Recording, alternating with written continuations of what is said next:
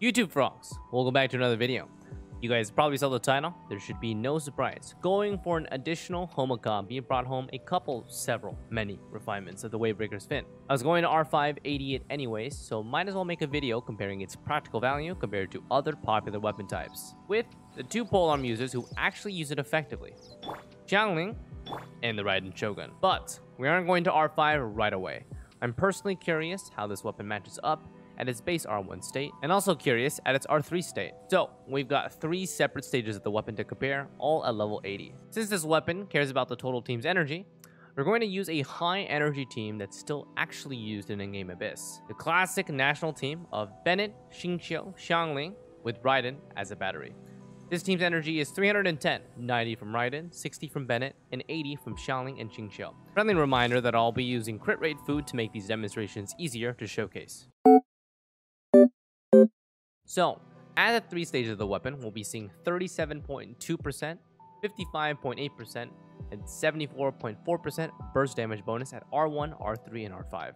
For our Xiangling and Raiden setup, they will be endgame gear setups. Both of them will be on their strongest artifact set, 4-piece emblem, along with very well invested stats. Pause if you need to for their artifacts.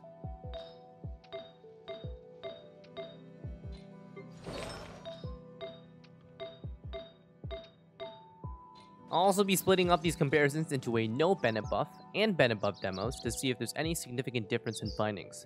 In an actual Abyss setting, this team comp will be using Bennett's burst, so you guys may find those numbers a little bit more accurate. For those that don't know, both my Xiangling and Raiden are C6.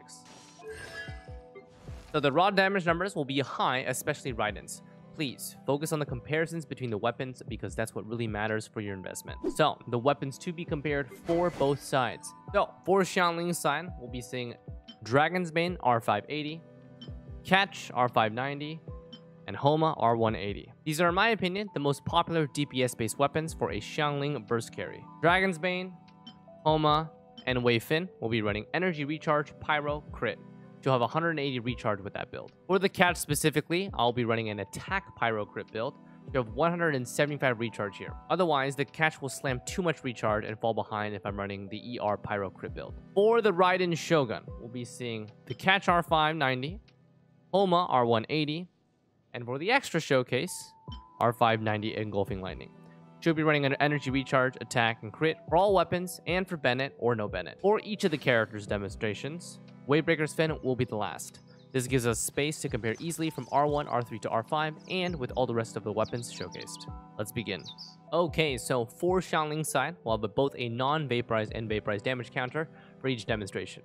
This provides a fair comparison to the Dragon's Bane. Let's have the Catch R590 first. This is the permanently available F2P fishing option. And because it's the only level 90 weapon in its roster, its damage is 9% higher than what it would be at level 80, so we need to keep that into account.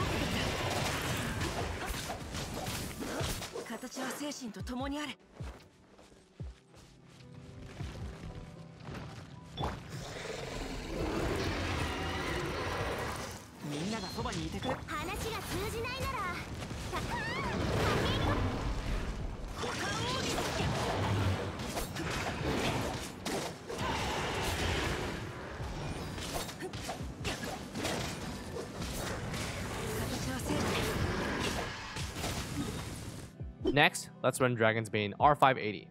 We're mainly focusing on the vaporized damage here with the Elemental Mastery secondary stat.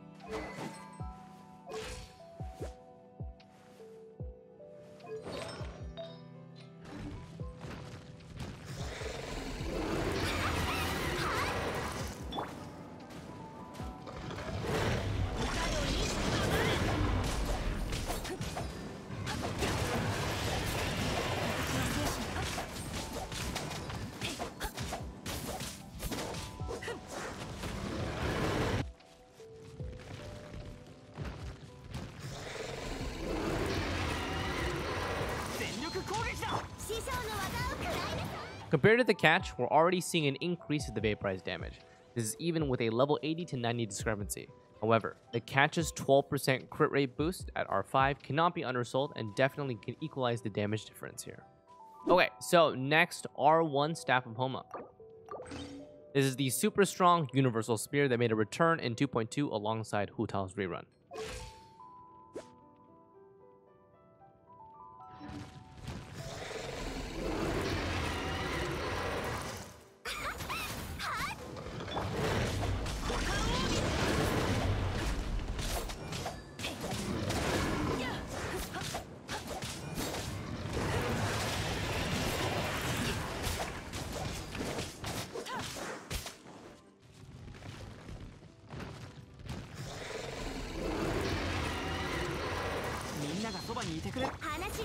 Man, Homa never fails to disappoint, huh?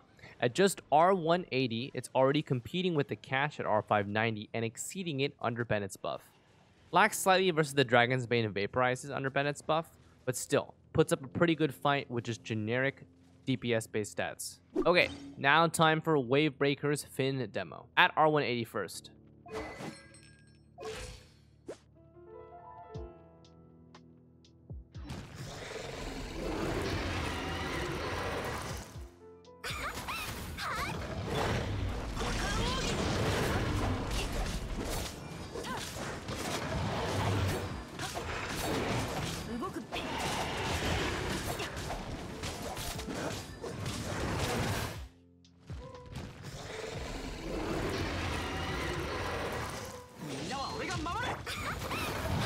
Ooh, not too shabby at R180.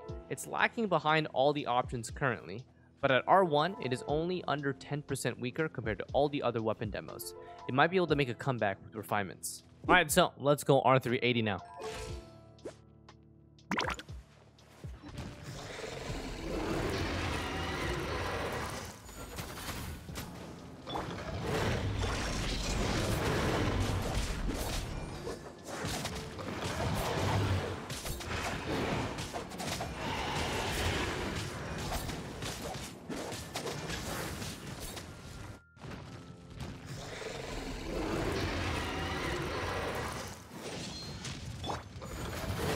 So, at R380, Wavebreaker's Finn, for my Xiangling, ekes out ahead of all situations except for Dragon's Bane Bennett Vaporize.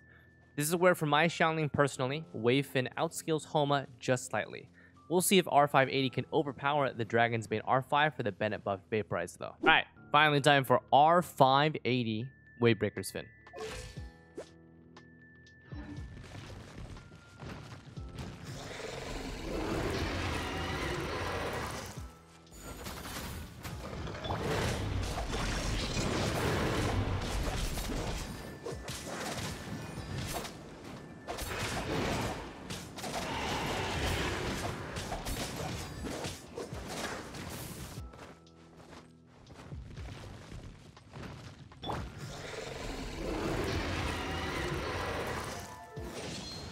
So, at R580, Wave Finn is beating all the competition that I currently have, eking out even more than Dragon's Bane Vaporizes, and a solid 15% stronger than the catch at 10 levels lower. Definitely a super solid choice if you manage to grab an R5 copy for Xiangling. All these comparisons were at basically equal 180 recharge, so it's a pretty balanced comparison. The catch, however, is still an excellent option, and those who value that 12 crit rate, I wouldn't recommend a hasty swap. Okay, so for Raiden's side, we'll have simple demonstrations, mainly focused on her burst damage differences, and also you can see her general burst auto output. Let's again have the catch R590 up first.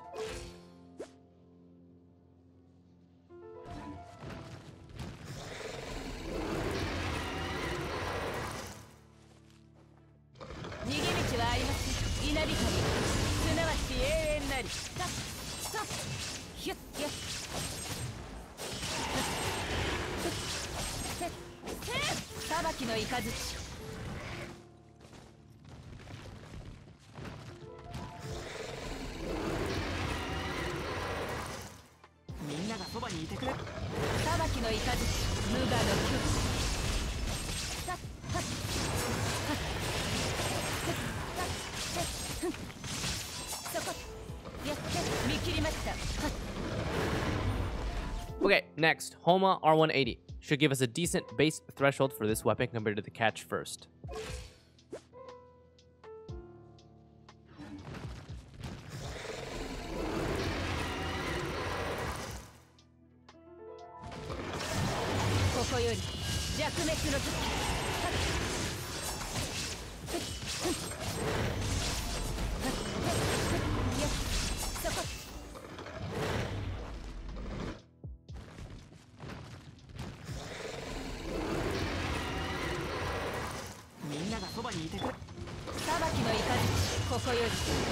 Okay, so already out damaging the catch even at R180, but at this comparison, it's not worth the crit loss.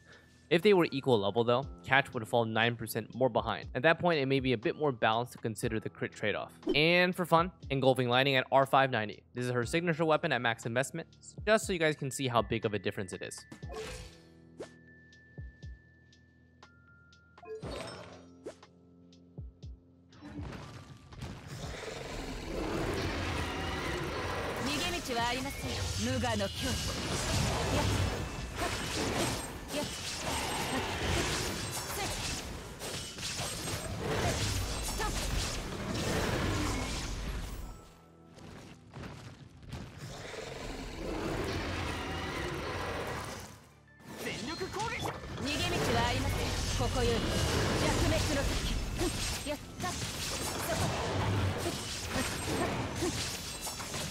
Yeah, those are expensive pixels, that's for sure. Okay, time for Wavebreaker's Fin on Raiden at R180.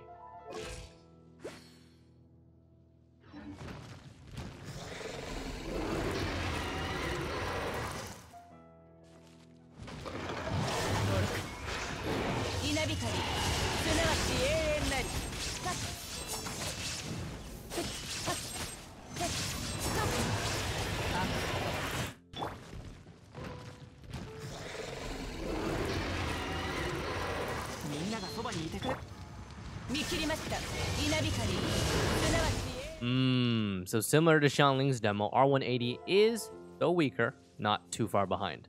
Should be curious to see where the refinements lead up to this. Okay, time for R380.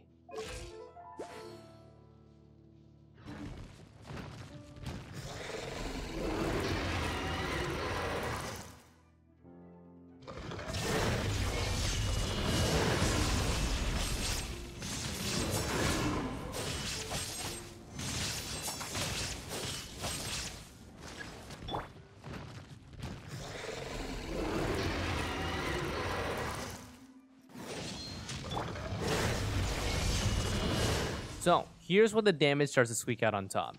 However, before we get too engrossed in the damage output, Wavebreaker's Fin does not have inherent recharge here. The catch still maintains very high recharge with a consistent damage output, which is super important for ensuring a Raiden can loop. However, R380 Wavefin does outscale R180 Homa for my Raiden. Okay, time for R580 Wavebreaker's Fin.